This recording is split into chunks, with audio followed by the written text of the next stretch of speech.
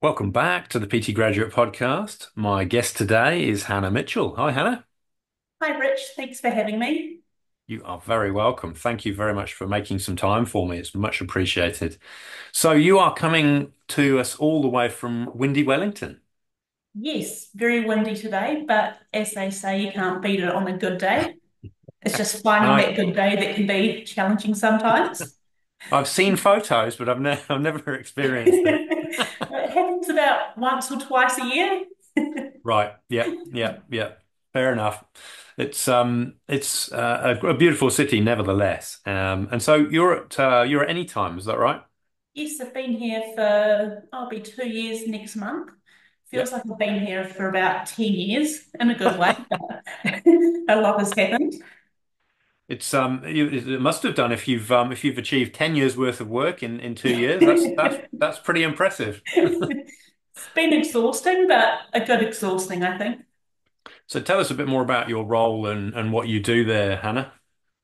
So I'm a personal trainer. I'm mostly based in the gym, but I do take a few in-home sessions around Wellington and in Upper Hutt. So that's about a 40-minute drive out of Upper Hutt, Yep. out of Wellington, sorry. Yep. So I've been here, as I said, for just under 2 years, and I've been a personal trainer for almost 3 years. Mm. If you'd asked me 10 years ago that if I could ever see myself working in the gym as a trainer, I would have laughed and not believed you. Thought it was sorry, I've lost my train of thought, but Okay. I haven't always enjoyed exercise. Yep. I guess 10 years ago, hating exercise was my passion, but it just goes to show that anything can happen. And long story short, now I'm here and I love doing what I do. Yeah. Yeah. Yeah. Yeah. That's fascinating. And I know we don't have much time, but I think we may have enough time to dig into some of that if you're happy to, because I think it's fair to say that we just assume everybody enjoys it and they turn up and they know it's an important part of life and it just occurs, but that isn't necessarily the case for everybody. And yet, I think the industry just assumes that everybody is the same, and they're just not, are they? So what obviously you having experienced that, you're able to help those people because I think you can probably help identify with them more easily than other people.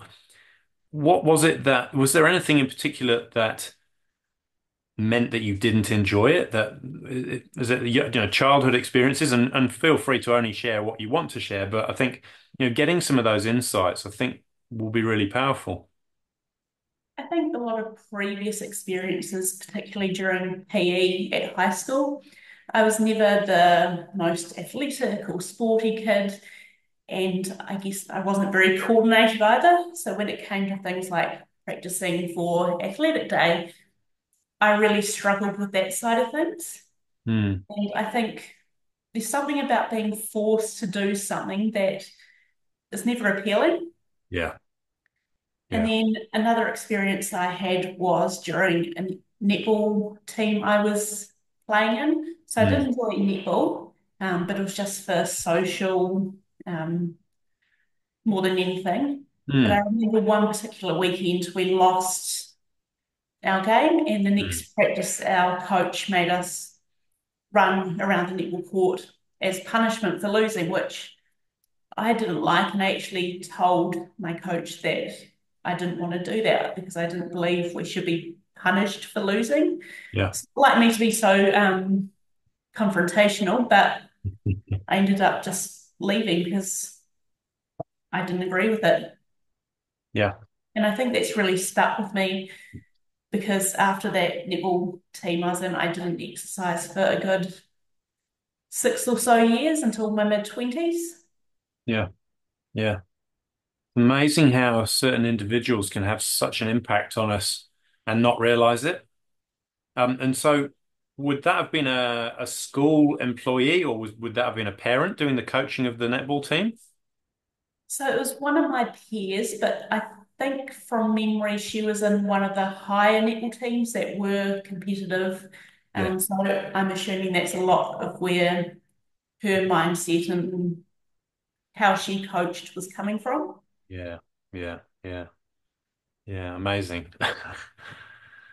So, do people gravitate to you in terms of that relatability and say, "Oh, Hannah, I see, I presume you have a bio and people can read a little bit about your background and so would be able to maybe get a snippet of what we've talked about and go, oh, help me, Hannah, help me."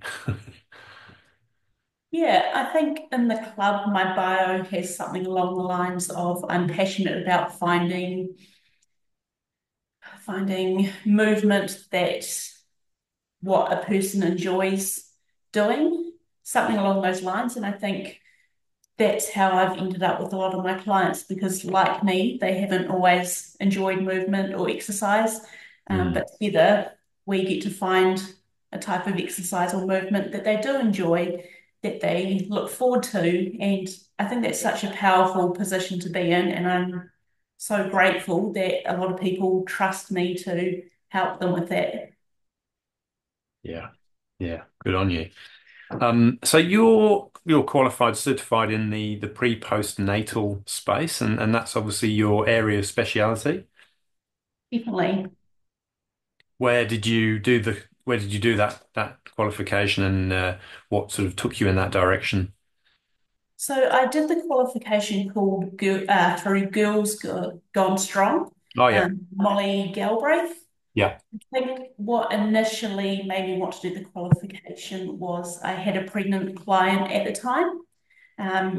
We did do a little bit in terms of the initial personal training course that I did, but I felt like I needed more knowledge in that area. So I wanted to, I guess, upskill so I could support my client as best as I could. Hmm. And actually, I've done quite a lot of the Girls Gone Strong courses because I really love the message that they send, their values. So I think I've done their women's coaching health specialist course, and I've just finished the menopause course as well. Okay, Um, excellent. And yeah, and so each of those just equip you with more certificates in different disciplines, I suppose. definitely, and I feel like I'm quite passionate about supporting women. So I Mm, think mm. being able to have the knowledge to support them at all stages of their life is really powerful and puts them in a good position to be able to best support people. Brilliant. And that's the theme that runs through all of those certs is the women's the supporting women. And you've got that tagline on your socials, help women gain confidence in the gym. So Yes, not just some of the technical stuff, but sort of more of the um, personal development side of things that comes with confidence. definitely. And I guess just being able to walk into the gym and feel confident in themselves, being able to use a machine and know that they're working the right muscles, or even just being more confident in other areas of their life. So having the confidence to apply for a job that they want, or just completely changing their mindset about what they can and are capable of doing. Do you find that sort of comes with time and sort of session by session, or do you sort of do you notice that after a certain period of time you just suddenly see a change in the client? What's your experience in terms of that change for those people? I think it does come with time. I have noticed in people, just even when they walk into the gym, just the way that they're holding themselves, acknowledging the staff sitting at the front desk, and just having, I don't know, it feels like they believe that they do deserve to take up space in the gym and that they are comfortable being there, which is really awesome. Um, I can relate to a lot of the people. When I first started exercising in the gym, I felt very intimidated that I shouldn't be there, but over time I grew confident. So it's feels really good to be able to pay it back and support other people. Definitely, definitely. And have you seen some of those changes in that confidence spill over into other areas of their lives and things that they've been able to report back to you?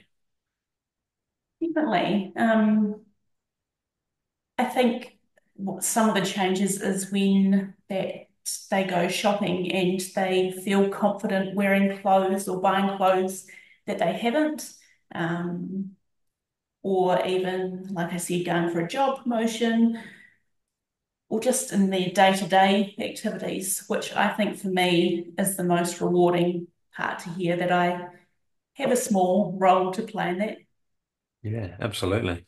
And just coming back to you, when you went through that experience yourself, did somebody support you, or was there a PT in your previous life that may have done a similar thing, or just an important person? Yes, so there was a PT who I'm still training with 8 years later. All right.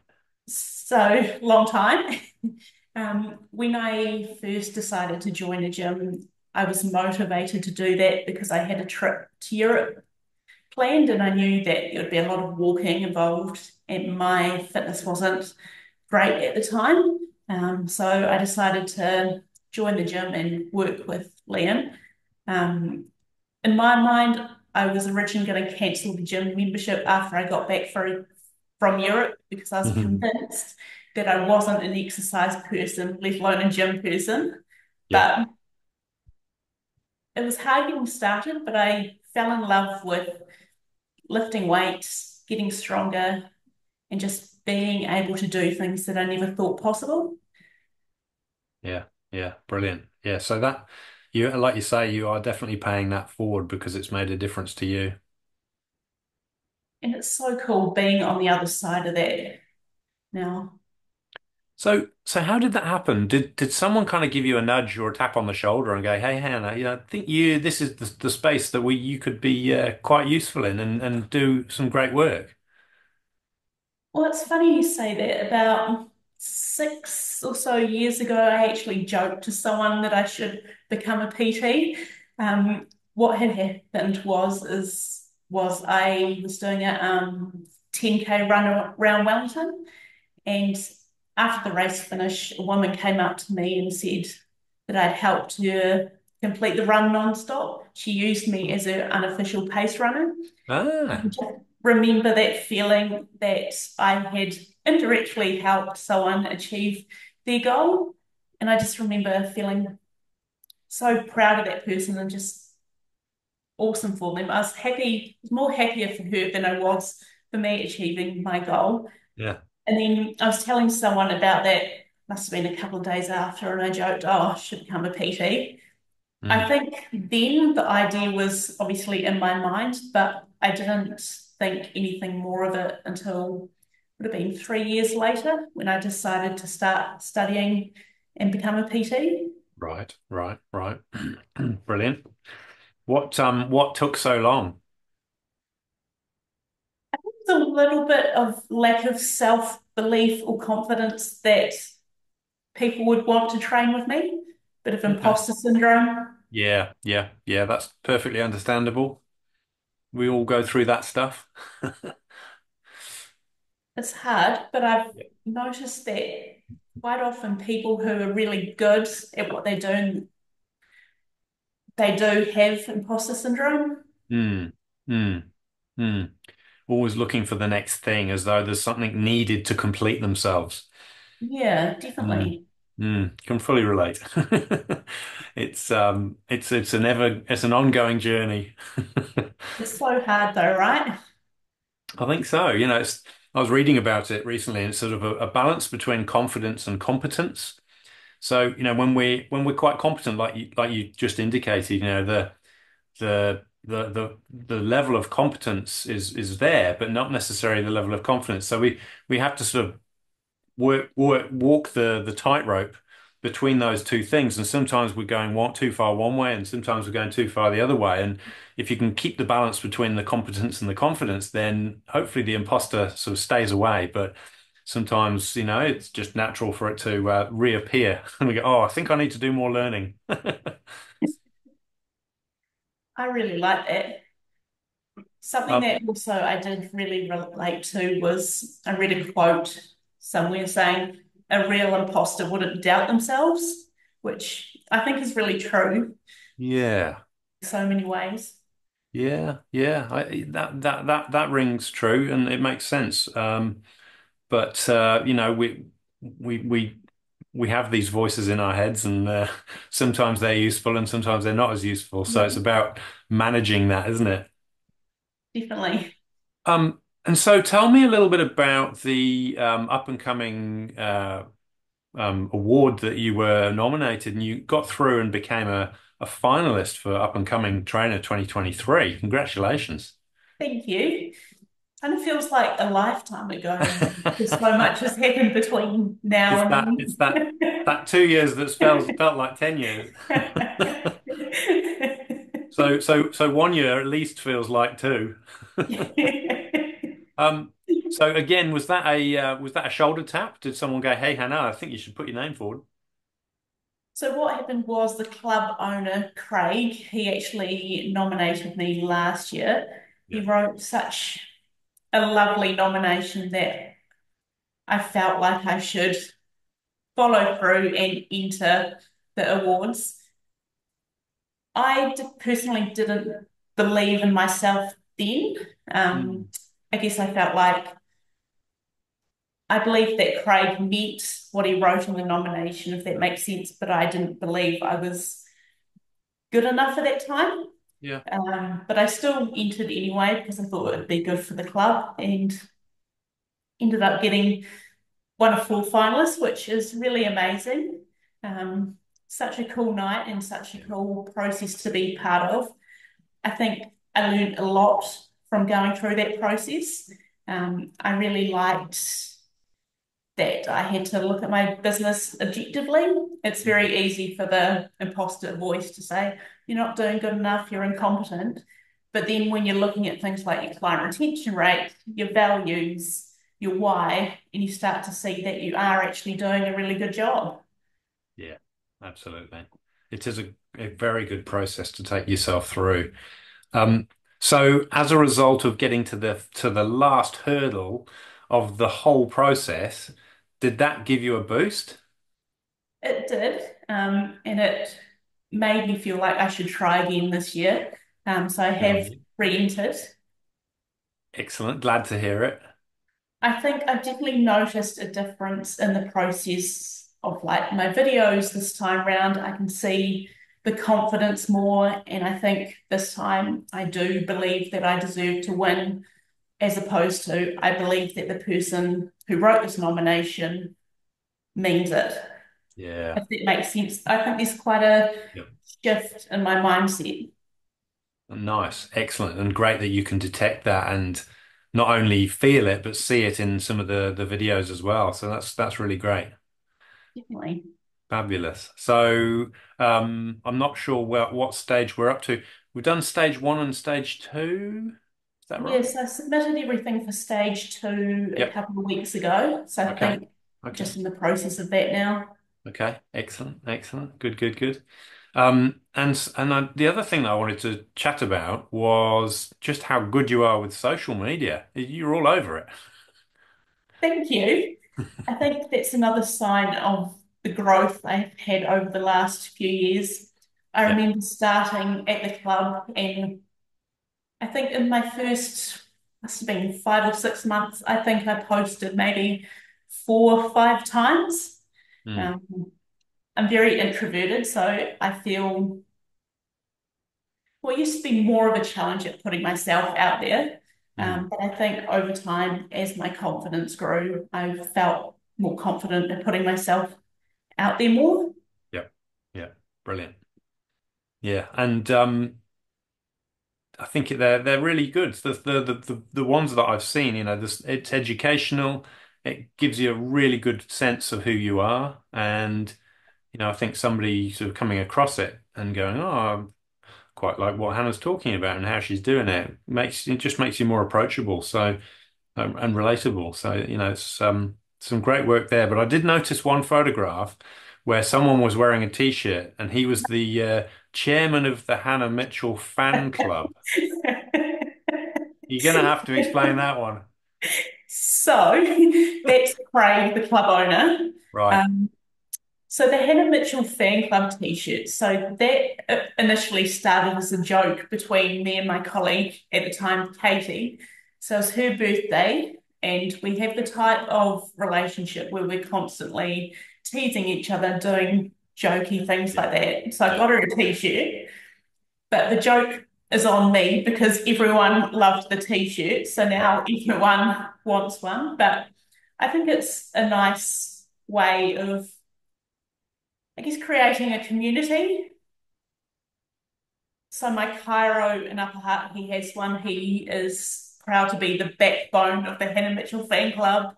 Ah. Prized Craig, the owner, with one for his son and a onesie for his wee baby boy the other day. Most of my clients have them, and if they don't yet have them, they will. I just like thinking of a special message to go on the front. Okay. Okay. So they're one of a kind each time. Yes, yep, Ah, right. Okay. So there is only one chairman. Okay. yes. So, so, oh no, this is fantastic. So what are the others? Are you prepared to share what are on all of the others? I think there's about 20 at the moment, so I can't remember them all. Yeah. But so one of them is loudest and proudest member of the Hannah Mitchell fan club. Yeah. That's my colleague Clayton, who's very extroverted. Yeah. And then one for CJ is, oh, my biceps are pretty big, but the amount of pride I have for being a member of the Hannah Mitchell fan club is even bigger.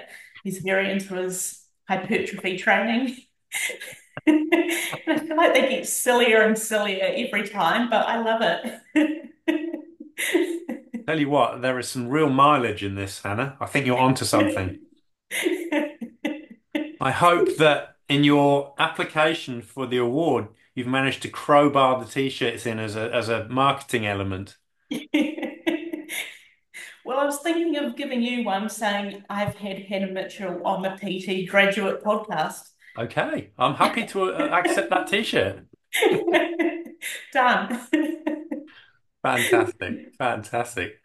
I think it is the silly things and the fun things that work, isn't it? Because, it's doing something positive, but it's doing it in a funny way and not taking itself too seriously.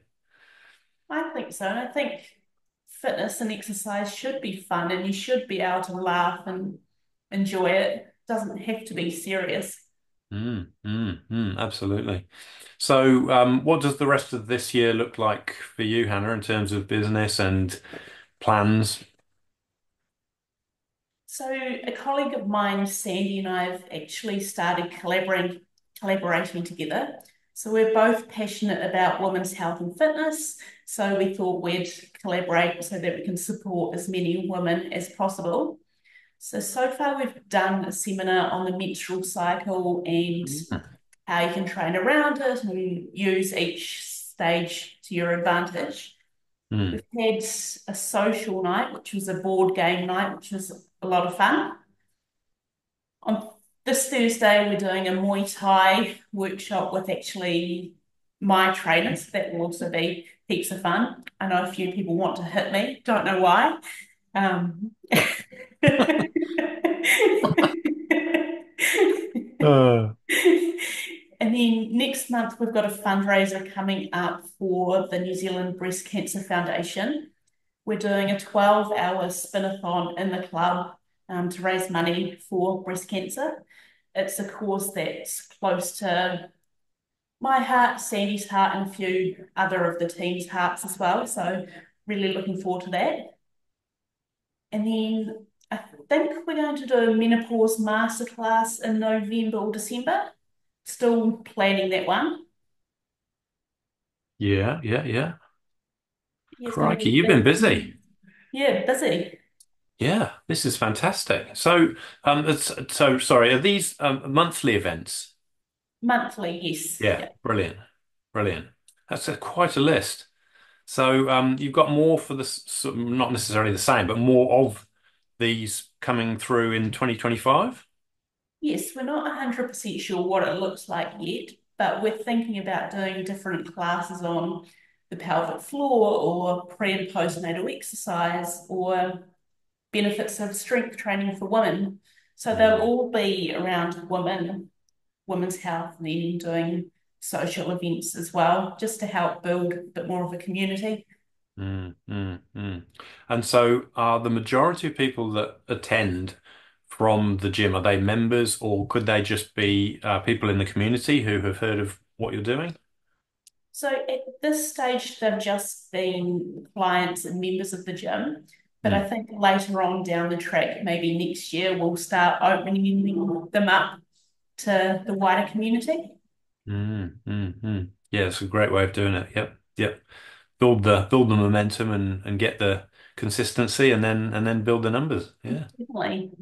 Fantastic. That's great. So any other, I suspect that plus your day-to-day work is probably keeping you busy enough, isn't it? It's keeping me out of trouble. Fantastic. And any plans with if the awards go well, any ideas on what to do as a result of the awards? I actually don't know. I think I can picture myself winning, like I've manifested it, but Right.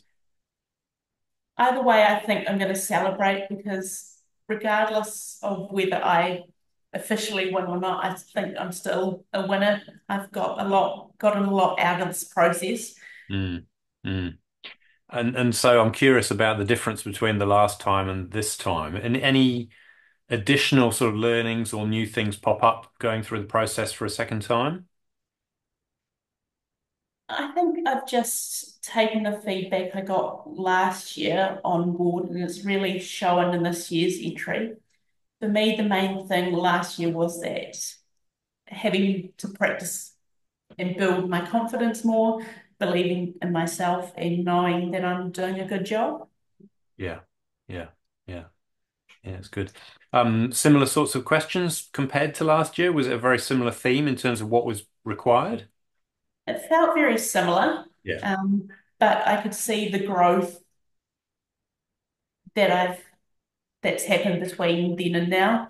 Um, it's made me realise that I've actually achieved a lot in my short space of time being a PT. But I think anyone who is a personal trainer should consider going through the process because I think, as I said earlier, it makes you look at your business objectively, and I think that's useful for anyone. Totally agree. And it's great that by going through the process again, it's given you that awareness of the progress you've made. That's a really, really motivating thing to go through and actually very, very powerful.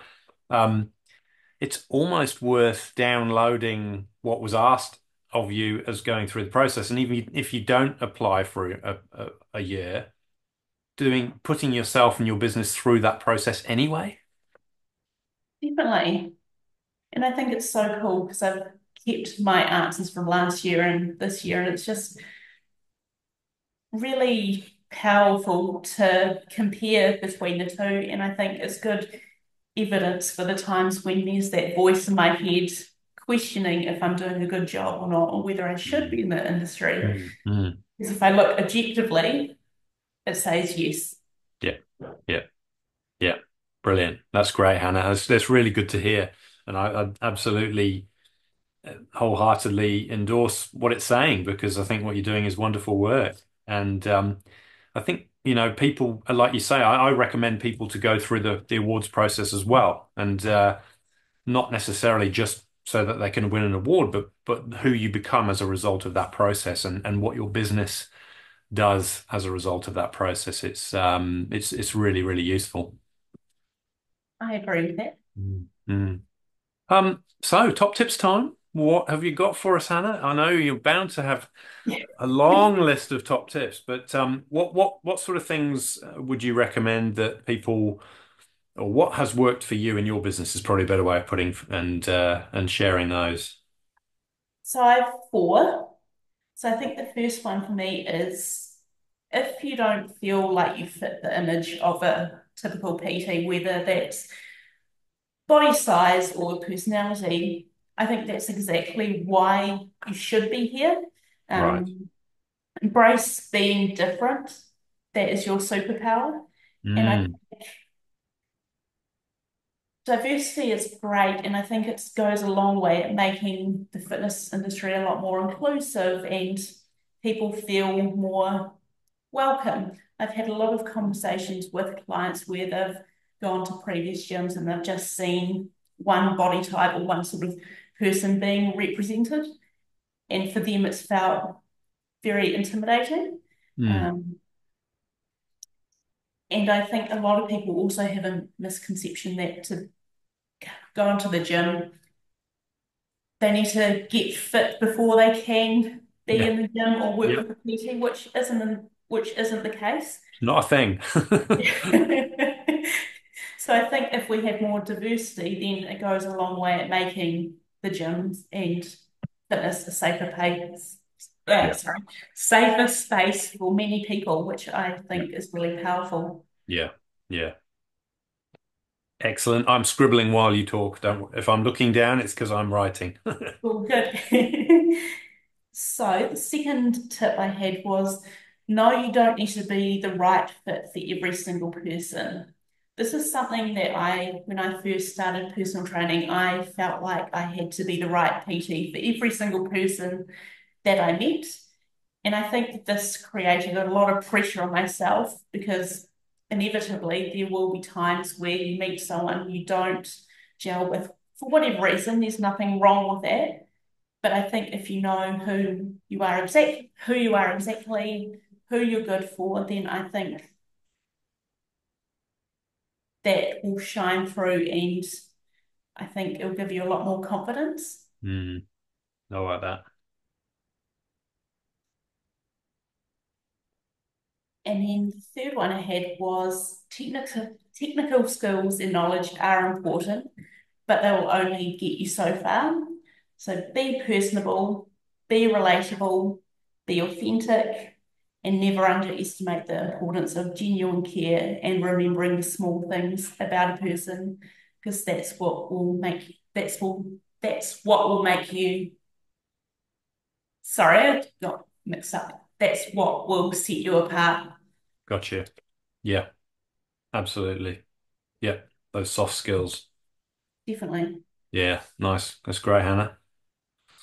Lovely. And the fourth. So the fourth and last one I had was learn from your colleagues and let them learn from you. They're not your competition, and I believe that everyone has a place in this industry. I think that even if you offer similar thing to someone, you'll do something different. So I think, as I said, there is a place for everyone. It can often be seen as a competitive industry, but I think that doesn't have to be the case. Yeah. Yeah. Excellent stuff. I like it. Really good. I've been taking notes, so I will make sure those go into the show notes from today, Anna.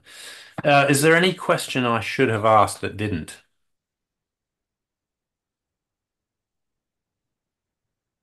Can't think of anything. Okay. Okay. I don't always remember to ask that, but I like asking it. Um, where can people find you, Hannah? I know, is Instagram your preferred platform? Yeah, Instagram is my preferred platform that I use. I'll try and share your handle on the show notes from the episode, but if you want to shout it out as well, then feel free. Awesome. So it's just Hannah Mitchell dot PT. Dot PT. Okay. Yep. Okay, cool. I'll put that into the show notes as well so people can find you and have a look at the funny t-shirts amongst all the good advice. Got to have a And balance of funny and educational, I think. absolutely, absolutely. There's a well-rounded account. It gives you a good sense of who you are. I think so. Yeah, yeah. Very balanced. Brilliant, Hannah. It's been really great talking and picking your brains and hearing about your life, but also, the work that you've been doing and some of the accolades that you've achieved in such a short space of time. So keep doing the doing. It's fantastic.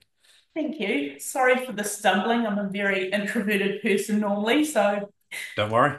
Don't sometimes the worry. words in my brain and mouth don't match, but it's my Um, authentic self. exactly. And I won't edit that, and Hannah, because it's not worth editing out. It's definitely worth leaving it in. Brilliant. All right. Thanks a lot. Awesome. Thanks for your time. Cheers. See ya.